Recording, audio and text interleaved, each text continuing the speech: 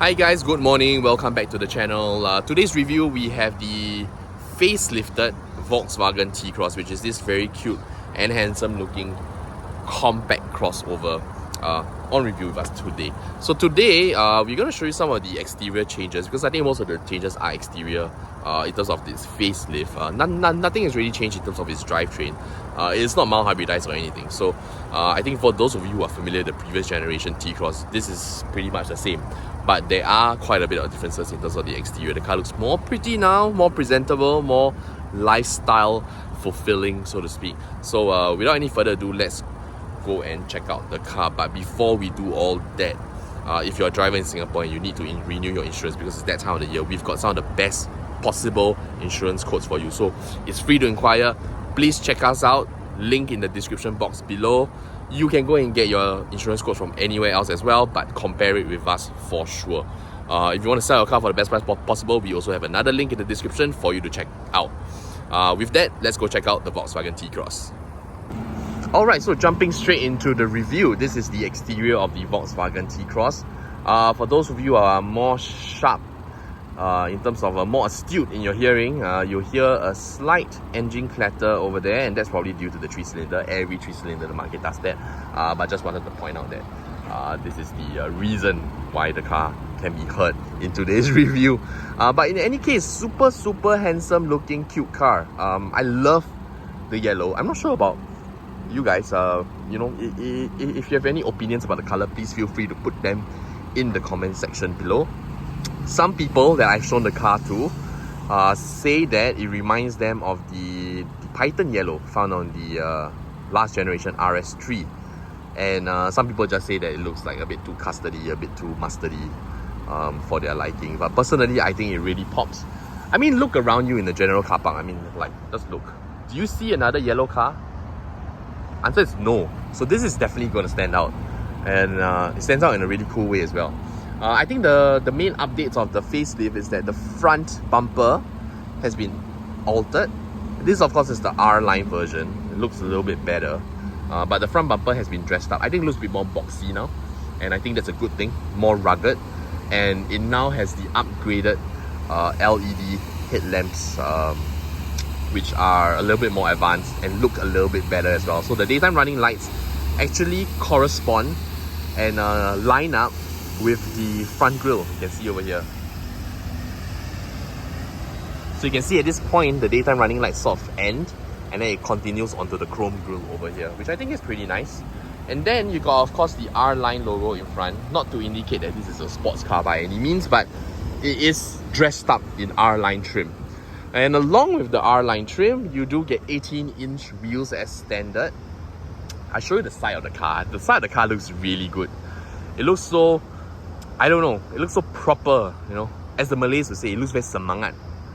And basically it just looks like a very smart, very preppy looking car. And I think anybody who is like, you know, who has some sort of sense of individuality or like has some personality, I think they would enjoy the way this car looks. I also like the way the R-Line logo is placed on the door instead of the front fender. I'm not sure why. I mean, it doesn't really make a difference, but I just kind of like it. It's something different. Moving on to the rear. So for those of you who have seen the Tiguan review, basically the rear of the T-Cross looks quite similar. So some might say that essentially the T-Cross is a baby Tiguan, which I wouldn't disagree with. I know it does have a lot of the similar vibes as well. So there's this like panel that runs across the entire rear of the car. I'm not sure if you like it. I feel like it looks a little bit much from the rear. Like, don't you feel like there's too little yellow left? It's just like too much of the light panel. But in any case, I think overall the T-Cross facelift is a good one. It looks a lot more modern and it looks a lot more sporty. So not gonna complain there. How else has the T-Cross been modernized? Let's jump inside the car and talk about its interior before we go take it for a drive. Let's go.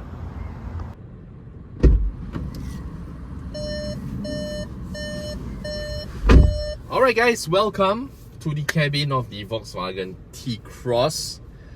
And basically what you see is Not very surprising. This is a very quintessential Volkswagen interior. So starting with the most important thing, you've got a multifunction steering wheel, of course, and this is the current generation Volkswagen steering wheel. So across the entire range, whether you're driving a Golf or whether it's a Tiguan, you will get the same steering wheel. But this one here has the R-Line emblem. Does it change the way the steering wheel works? Not really. It's just an emblem. So just a design feature, so to speak. And along with that, you also do get this I'm not sure if you call this carbon fiber, but it sort of gives off that effect. Yeah. So for conversation's sake, let's just say that there are trims on the dashboard that look like carbon fiber. They aren't real carbon fiber. I don't think it is, but for all intents and purposes, I think it's meant to look like carbon fiber. To emphasize the R-line garangness of the car. There are also R-line emblems on the seats, and the seats are also this combination of leather and Alcantara, and also a little bit of fabric actually. So these are meant to be sporty, young, right? Not stuffy and old like leather seats. But personally, I like leather seats because I am old. But maybe you prefer a modern looking seat like that. Aside from that, everything is very logically laid out. I like the fact that aside from the infotainment unit, there are a lot of physical controls for your air conditioning and other options here down in the dash. Of course, the best part of it is the auto start-stop button that's right here and not embedded inside the infotainment unit. Then you've got drive modes as well, and of course this drive mode is talking about your eco, your normal, which is your comfort, and then sport, and then there's also custom. So there's custom modes available here. I haven't gone around to playing with it. Maybe I should, but what's in custom? Can't really enter it. So yeah, eco, normal, and sport essentially. And these will obviously adjust your throttle response to the car. And interesting thing about the eco mode as well. So if you turn on eco mode, then coast mode does get activated. I tried to get coast mode to work in normal, the normal drive mode, but I wasn't able to. I'm not sure if that's just a user error or if coast mode just isn't available in the normal driving mode. But anyway, if you want to save a lot of fuel, if you want to coast through the highway, I suggest you go into eco mode, especially when you're on the highway. But just take note, later on when I drive the car, I'll show it to you as well. But even at lower speeds, like 30 something kilometers per hour, if you take your foot off the gas in eco mode, the coast mode will turn on as well. So that's pretty cool. Aside from that, you've got some touch, not really touch screen, like haptic controls. So you got your climate controls here. They are dual zone. I think they're dual zone. Are they dual zone? I'm not sure. Okay, the fan is single zone. The fan is the same blower, but the temperatures are dual zone. So that's pretty cool. Your front passengers and yourself, the driver, will have a different temperature if you should so desire. You can sync it out if you want to as well. Below here, you still got a very traditional 12 volt socket for all your charging needs if you should desire, but you also have the more modern USB ports right here. There is no wireless charging here per se. Is there wireless charging? Actually, it seems like there is wireless charging. I can't be certain because my phone's actually being used for filming right now, but yeah, we can check that out and let you know. Aside from that, what I really like about the car is the fact that it's still got a handbrake. So cool. I don't know, there's something about it that makes me feel more secure. Electronic handbrakes are always been fiddly, and I don't know. There is a sense of satisfaction when you put your car in gear, put the handbrake down, and then you roll off. You know, I think that's pretty cool. Okay, so but it's just probably like little kid in me talking. I think modern standards are that you use an electronic handbrake. But nonetheless, you know, it is still here. So for those of you who are into it, I guess you can enjoy it for another 10 years or so. Last but not least, let's talk about the infotainment unit, which is probably my least favorite part of the interior. So nothing wrong with the interior in the way it works. the infotainment unit in terms of the way it works. If you connect this to wireless CarPlay or wireless Android Auto, basically the home screen is your Apple CarPlay home screen. So it doesn't really matter what the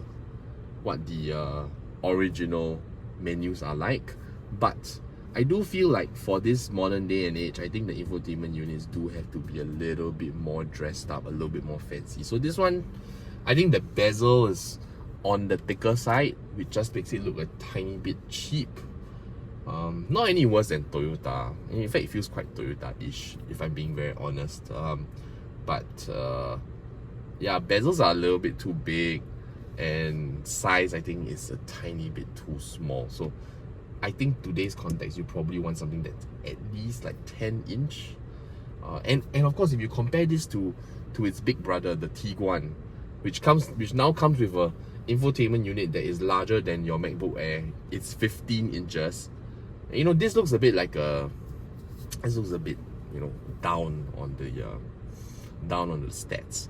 So I think this is pretty noticeable if you're looking at having a car that looks as modern as its release date. So, you know, if you are the kind of person that really wants the car to look brand new and modern, then I think this is gonna be a bit of a pain point. But if not, if you just want things to work, you know, works perfectly well. Half the time I'm not even really looking at it. One thing I must commend the car on though is that this car does come with Beats audio.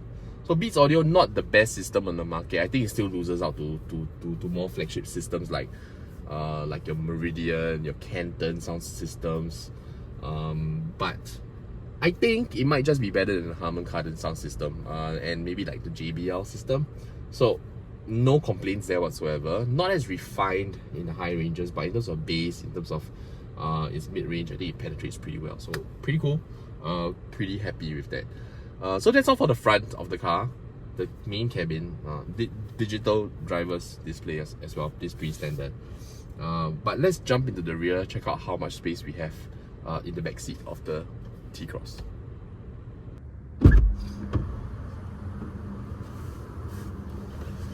Alright, so jumping into the back seat of the T-Cross, this driver's seat is in my regular driving position. I'm 175 meters tall, and this is the amount of legroom that I have. So it's still acceptable, not great obviously. And you know what, we're not expecting it to be great. Let's be fair, yeah. This is a pretty compact crossover.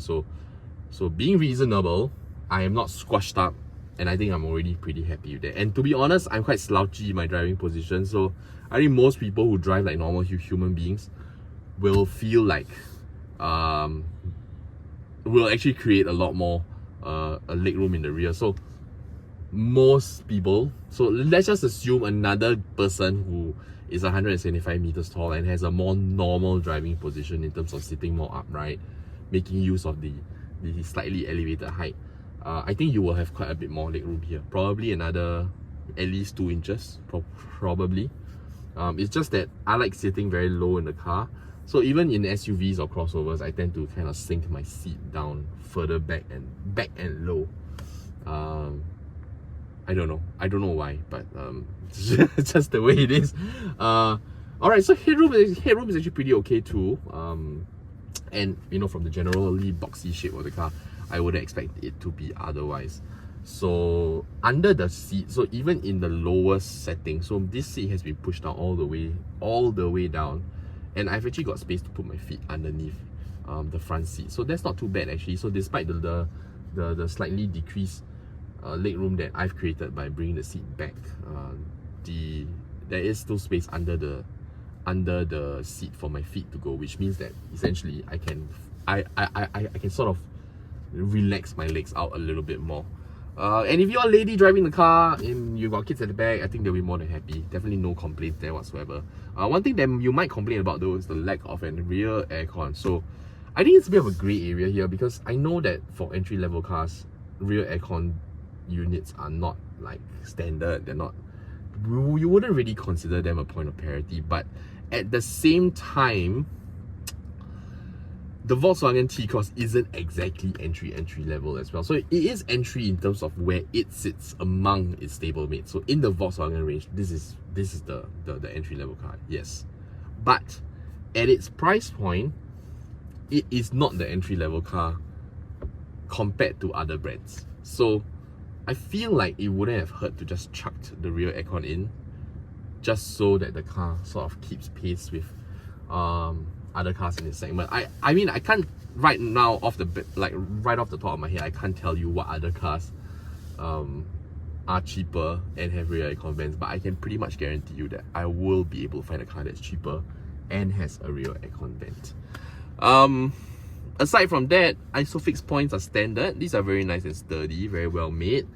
And for those of you who don't actually know, a fun fact, Volkswagen and Britex were actually the ones who came together, I believe in 2009, to create the isofix system and implement it as standard. So this is sort of like a, I don't know, the isofix point is sort of like a Volkswagen product in a sense. But if you're thinking about putting a rear facing child seat in this car, so basically the whole entire shell rearward facing, I'm gonna say that there might be a little bit of a challenge because generally the car is not super huge. So the front seat, the front passenger seat might have to move in front quite a little bit. It doesn't help that the new OBU unit, the cash card reader is like on the passenger side as well, so it does eat into legroom a little bit. But in general, if you want to put a rearward facing child seat, I think you need to push this in front a little bit more. It's not going to fit super comfortably. But if you're talking about a proper, like a toddler child seat, like something for a 3 or 4 year old, then definitely no problem whatsoever. Those take up very little space. You've also got USB ports in the back, so I guess on longer journeys you can keep your passengers entertained. Although I highly doubt, or I highly think it's probable that people are going to buy this car with the idea that you're going to carry 4 adults on a road trip. I think this is probably the kind of car that you buy if you are carrying like small kids, or if you are driving solo most of the time, or if you are like a married couple with no kids and a dog maybe. So, and basically in all those situations, I don't think the rear USB is actually very useful, because I don't think your dog's gonna be like scrolling Instagram the whole day, the whole time it's in the car. But aside from that, let's jump back into the driver's seat, go take the car for a drive and see how it feels on Singapore's roads. Let's go.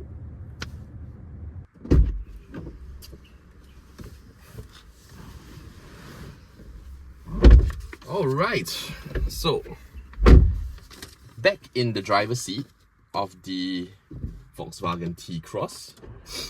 Let's get the car started.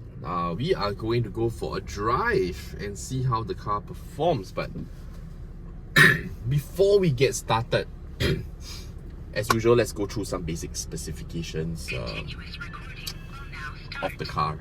So essentially, this is a Cat A car, which is of course very applicable for the size of this car. So 114 brake horsepower, 200 Newton meters of torque, 10.3 seconds 0 to 100. And this car is powered by a 3-cylinder turbocharged engine, just 1 liter. So on paper, actually fuel economy figures aren't that great, but I've been driving this car around for a couple of days, and I must say that it does feel like fuel economy is actually pretty good, probably better than 15.9 kilometers per liter, in a sense where I was driving it, actually, petrol tank is still full after driving it around for quite some time, but more importantly, when the car is in like cruising on the highway and you put the car into eco mode, coast mode does activate when you take your foot off the pedal. So really nice in terms of when you put on coast mode, or when the car goes into coast mode, actually the car maintains speed quite well, and you do feel like you are saving a lot of fuel, because you could be driving at 95, 100 kilometers per hour and RPM drops to about 1000 RPM, which is actually pretty good, because otherwise this 3-cylinder would really be operating at about maybe 2000 plus RPM at 95, which of course is expected because it is 3-cylinder. So a little bit, you know, a little bit of a, like, definitely the engine's a bit more rushed when you're at higher speeds, but coast mode really does help to kind of iron that out. Aside from that, I think first impressions of the car is that it's It just feels really good on the road. It's not like obviously because of its size, it's never gonna feel as planted or as stable as say a Tiguan, for example. But for a car this size, I think the expectations were that it would be a little bit light, a little bit small. But no, actually, it feels pretty planted, pretty good. With the category of car, with the segment that this car sits in, I think it's like this car comes with a torsion beam at the rear. So when you are driving around smaller roads like how I am driving around in a condo car park right now, you do feel like the car doesn't take humps all that well. But I think that's all very expected, right? I think in this price segment or in this car segment, I think torsion beam is to be expected at the rear. But nonetheless, even though you have a torsion beam, I think the car does handle reasonably well as well. Because, to be very honest, you're not really going to be chucking this car around corners all that much. It's not that quick a car. And you probably aren't buying this car because you want to drive really fast and really aggressively. I think it's a really nice lifestyle car, so to speak.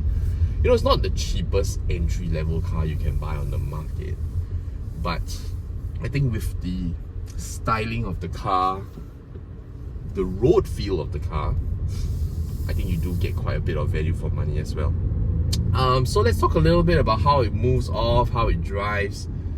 Generally speaking, I think around town, the car does handle itself pretty well. So the engine is geared towards some of the lower gears. So when you're moving off traffic lights, when you're moving off at slow speed, you don't really feel a lack of power. To be honest, it's actually quite a sprightly car, quite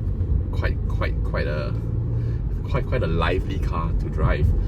There are some drawbacks of having a 3-cylinder in the car as opposed to a standard 4-cylinder, which is that probably somewhere around 2,000-3,000 RPM. So as you're accelerating through, or when you're cruising, not cruising, but when you're driving around town, say you're doing about 60 and you try to push the car a little bit further, so when it hits around 2,000-3,000 RPM, you do get a tiny bit of a dead zone. So the car doesn't feel as lively in that range as it does in the lower ranges when you're moving off the traffic light or moving off the line. But once you get past that, once you get past like 3,000 RPM and the car clearly knows that you're trying to go a lot faster, then no problem whatsoever.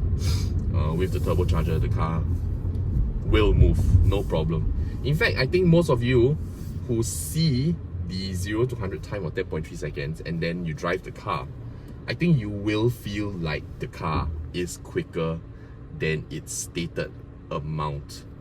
One of the things I really like about this car is that there is a very, very distinctive and clear physical button here for your auto start stop. So it's very easy to turn off auto start stop if you're not a fan of it. And personally, for me, I'm not a fan of it because if you have it activated, generally speaking, at traffic lights, aircon does get a little bit stuffy, especially if you have to wait like a couple of minutes for the light to turn green. The auto start stop just, the car just doesn't get as cold as it is when the engine is running. So if you are like me, I think the very conveniently located auto start stop button will be a bonus, because some of the cars in the market that you see today have the auto start stop embedded inside the infotainment unit, which is really annoying. Of course, it does save one extra button on the console, but I think they're just trying to make it difficult for you to turn off the auto start stop. But in this car, I think it's all fair game. I think Volkswagen have always been very big on ergonomics and being able to find things where they should be. So I think it's a really good thing that they have the auto start stop button right here. Alright, so now we're finally out on some slightly more open roads. We're gonna go take this car for a bit more of a spirited drive. See if we can get a bit of handling done here as well. So this is like a big sweeping turn that Normally we take it about 60, and I'm going in about 56 right now because there's traffic in front. And this is the bit here. So obviously a little bit of body lean, being somewhat of an SUV, but nothing too severe and nothing too jarring. The whole setup of the car does feel more on the stiff side of things, and I think that's a very continental way of doing things, isn't it? The comfort is derived from keeping the car level and stable, and keeping body roll at a minimum. So I think for this kind of car, this sort of compact SUV, I think the amount of body roll is very acceptable. So I want to show you what the car can do on the highways. So that's past 3,000 RPM. So that sort of acceleration is past 3,000 RPM. So obviously in the bigger engine, you will probably maybe like hit 2,500 RPM doing that sort of acceleration. But once again, you know, just to get a quick demonstration, so now I'm at 70 kilometers per hour.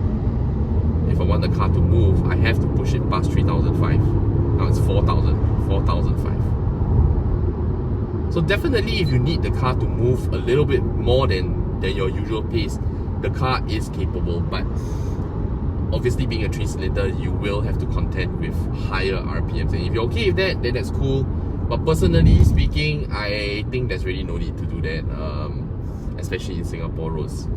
I think this is the sort of car that still does its best work when you're driving calm and easy. You know, it looks good on the outside, you know, feels really good to drive. I think it generally, in terms of the way the car feels in your hands, you know, the steering wheel, everything feels properly continental. And I'm very happy about that.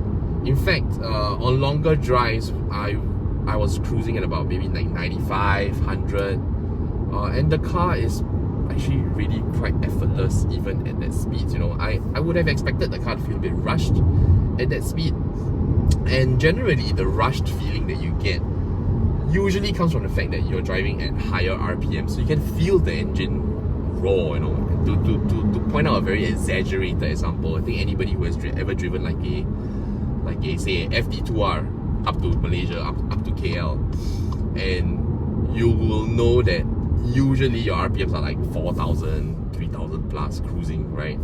And it just feels a little bit tiring. Like obviously the car feels very alive, very engaging, but it does feel really tiring after a while because you feel like the car's going really fast and you feel like the car's really stressing. But because coast mode available when you turn on the eco mode, you essentially just feel like the car's not really trying very hard, and in turn that helps you to feel pretty relaxed as a driver too. In fact, at this current juncture, let me put it into eco mode because I'm actually pretty curious as to whether eco mode cuts in. Oh yeah, it does. So look, even at 35 kilometers per hour, I'm sort of in a jam, right? Or I'm in a bit of traffic, and I take my foot off the pedal, and even at 35 kilometers per hour, the car actually goes into coast mode and drops to like less than 1,000 RPM, actually, slightly below 1,000 RPM. So I think that's pretty cool. So you could essentially employ this sort of driving anywhere, not just on the highway, but if you've got clearer city roads as well, and you're not driving aggressively, you could actually allow the car go into coast mode as often as it can and save you quite a bit of money in terms of fuel. So yeah, overall I think this car has surpassed expectations. I expected the car to be a bit more rudimentary in terms of the way it drives, like especially in the way it drives, but no, I think it has really sort of lived up. I mean, I'm not sure if lift up to is the right word to use, but it feels properly continental, and I think in that sense it does set itself apart from your typical Japanese Korean options that you can find in the same price point. So with that, if you have any questions about the Volkswagen T-Cross that I haven't covered, please feel free to put your comments in the section below, in the comment section below. Put your questions in the comment section below, and when I have some time, I'll get around to them and answer them as best as I can. If you are a driver in Singapore and you're thinking about renewing your car insurance because it's that time of the year, please check out the link in the description box, because we have some very competitive quotes, insurance quotes for you that we believe will be the best ones you receive, and it's free to inquire, so no harm done. You can get your insurance quotes elsewhere, but drop by our site, get an insurance quote and compare and see for yourself, because I think we would be able to get you the best price possible. In fact, if you are looking to sell your car for the best price possible as well, check out the other link in the description box. We would be happy to provide you a free quote for that as well. If not, as usual, please take care of yourself, stay safe, and we'll see you next time. Bye bye.